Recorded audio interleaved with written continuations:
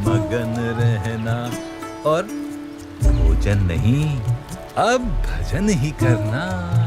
भजन करना रे, भजन करना।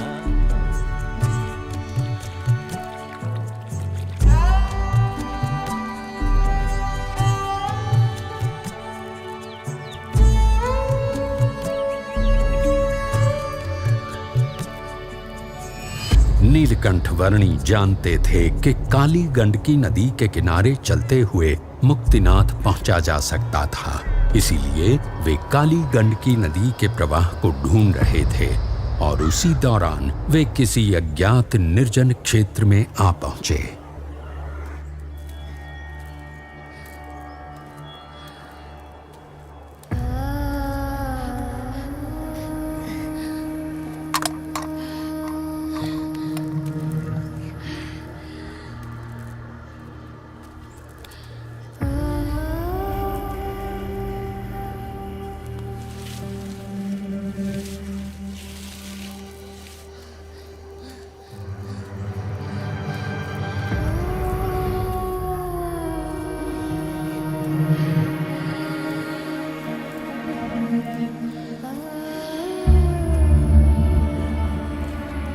इस सुनसान क्षेत्र में धरती पर खाने या पीने के लिए कुछ भी नहीं था और आकाश में शिकारी पक्षियों के झुंड किसी भी पशु या मनुष्य के शरीर को अपना भोजन बनाने के लिए आतुर थे।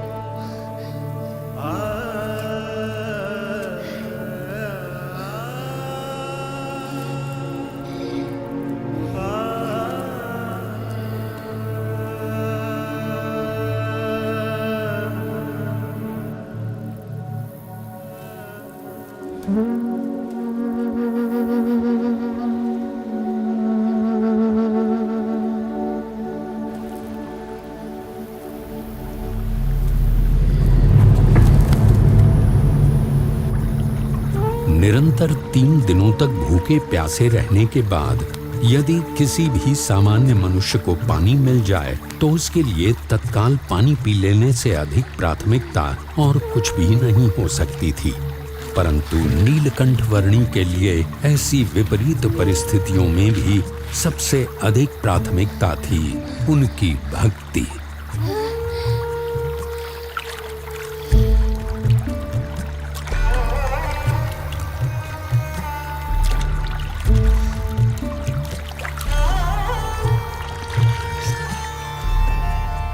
सब ही प्रकार से जीव सौंपे सो उत्तम भक्त कहावे। नेपाल प्रदेश में बालेवा गांव के पास नीलकंठ वर्णी को काली गंडकी नदी का प्रवाह मिल गया, जो अब मुक्तिनाथ तक पहुंचने का रास्ता तय करने के लिए उनका पथ दर्शक था।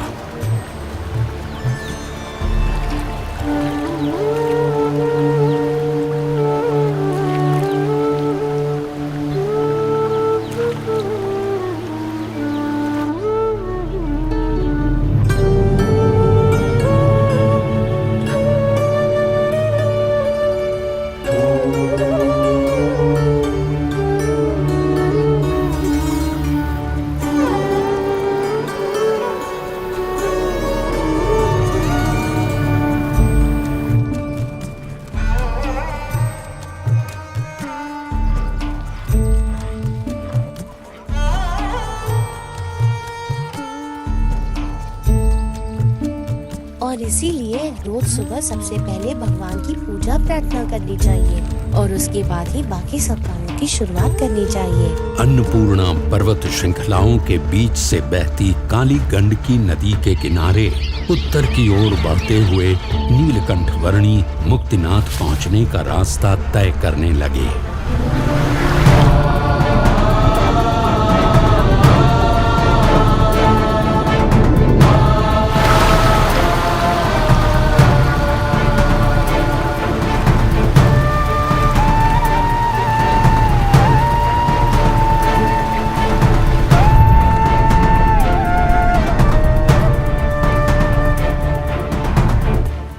काली गंडकी नदी का प्रवाह मुक्तिनाथ जाने के लिए नीलकंठ वर्णी का मार्गदर्शक था और तातोपानी क्षेत्र से आगे किसी घाटी में से चलते समय कहीं पर काली गंडकी नदी का वो प्रवाह मानो अदृश्य हो गया। उस प्रवाह को ढूंढ लेना अनिवार्य था।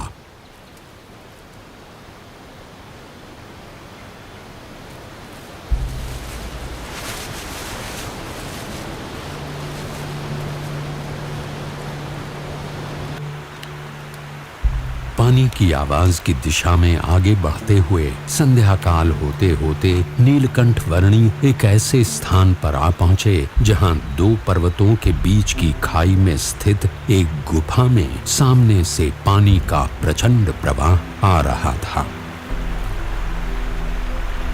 मुक्तिनाथ पहुंचने के लिए यदि काली गंडकी नदी को पुनः पाना था तो यहीं से होकर जाना था। ऐसा निश्चय करके नीलकंठ वर्णी इस भयानक गुफा में से बहते हुए पानी के प्रचंड प्रवाह का सामना करते हुए आगे बढ़ने लगे।